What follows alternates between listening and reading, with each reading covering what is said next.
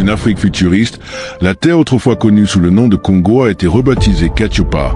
Un changement qui ne vient pas du peuple, mais du résultat d'un rituel occulte orchestré par Nzila Ndok et l'Ordre du Verseau. Cet acte clandestin n'était pas simplement symbolique. C'était une attaque calculée contre les fondations spirituelles du continent. En remplaçant l'énergie cosmique de la lettre C par un K, l'ordre cherchait à couper la connexion ancestrale de l'Afrique, affaiblissant son peuple au plus profond de son être. Le trône de Katiopa est vide. Depuis l'assassinat du roi Bolingo Zolana du clan Luba, les 4 grands clans ancestraux Congo, Luba, Swahili et Tek se disputent un pouvoir qui n'est plus qu'un titre creux. Mais en vérité, les véritables dirigeants restent invisibles. Depuis l'ombre, l'ordre du Verseau dicte le destin du pays, contrôlant l'histoire, l'éducation, les médias et même la santé publique.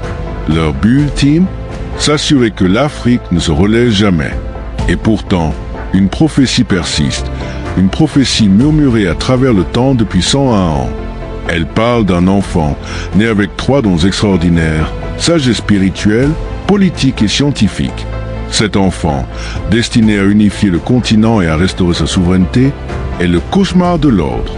Bien que moqué par les foules, Nzila Ndok, c'est la vérité. La prophétie est réelle. Et donc, il traque. Dans chaque village, chaque ville, chaque frontière de Katiopa, il recherche sans relâche toute naissance qui porte un air de mystère. Loin de Katiopa, au cœur de l'Europe, un rituel sombre se déroule sous le musée royal de l'Afrique centrale à Bruxelles.